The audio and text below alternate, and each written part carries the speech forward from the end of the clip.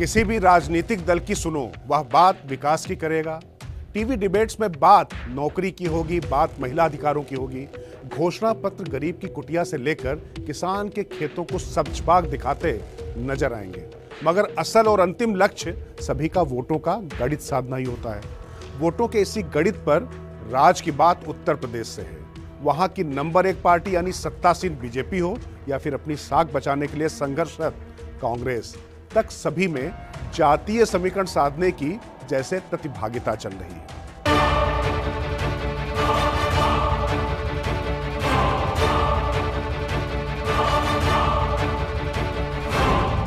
उत्तर प्रदेश में चुनावी जीत के कई फॉर्मूले हैं। पिछले कुछ दशकों से कभी मुसलमान यादव या फिर दलित ब्राह्मण या फिर गैर यादव ओबीसी या अन्य जातियों का समुच्चय।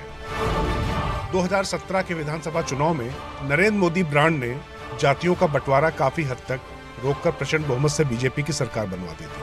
अब पिछले कुछ समय से लगातार कभी मुसलमान तो कभी पिछड़े और कभी ब्राह्मणों को लेकर ही सवाल उठ रहे हैं। मुसलमान तुम्हारा कैदी है क्या? मुसलमान तुमसे डरता है? बहुजन समाज हो, कांग्रेस हो, समाजवादी हो, बीजेपी हो, क्या इनके मन से लफ्ज मुसलमान निकलता है?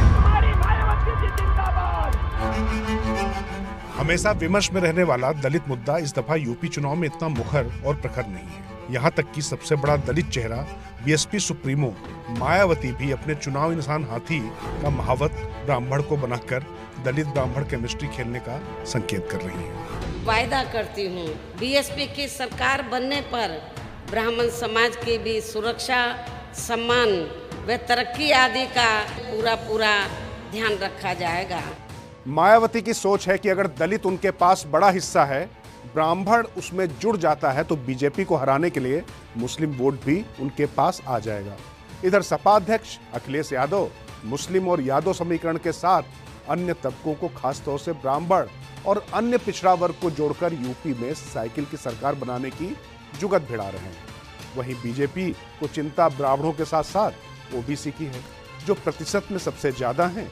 राज की बात बीजेपी की इसी रणनीति से जुड़ी है। राज की बात यह है कि बीजेपी ने उत्तर प्रदेश के हर ओबीसी तक सीधे पहुंचने की कार्ययोजना तैयार की है। इसके तहत सभी बीजेपी जिला अध्यक्षों को एक बड़ा काम दिया गया है। जी हां, सभी जिला अध्यक्षों से उनके जिले के करीब 10,000 पिछड़े वर्ग के लोगों की सूची नाम, पते और फोन नंबर के साथ बनाने को कहा गया है। इस सूची के माध्यम से सभी लोगों के घर तक बीजेपी की तरफ से पत्र जाएंगे और उन तक लोग पहुंचेंगे कि मोदी सरकार ने पिछड़ों के हित में क्या काम किए।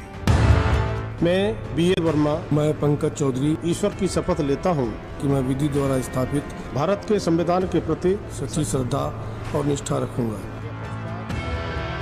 आपको याद ही होगा कि यूपी में बीजेपी ने मंत्रिमंडल में पिछड़े वर्ग के कितने लोग मंत्री बने थे, उससे भी जगह जगह चस्पा किया था।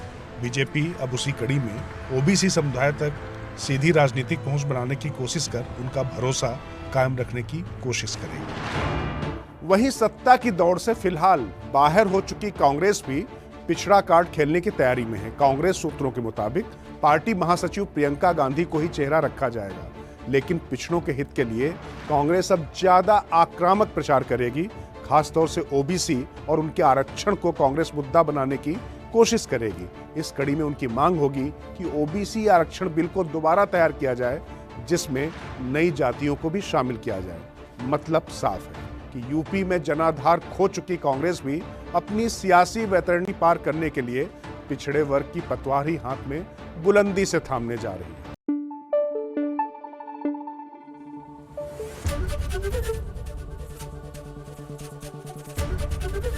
एबीपी न्यूज आपको रखे आगे।